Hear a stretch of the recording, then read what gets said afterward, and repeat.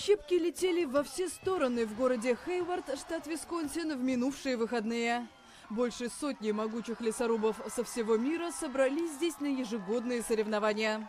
Один из самых зрелищных конкурсов проходил на высоте нескольких метров над землей.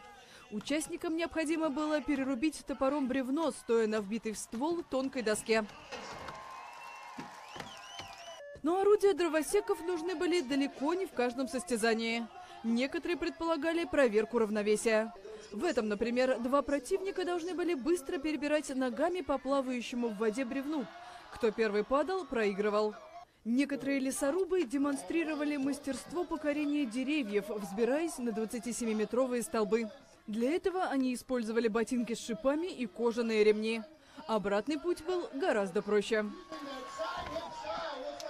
Международные соревнования лесорубов проходят в Хейварде с 1960 года.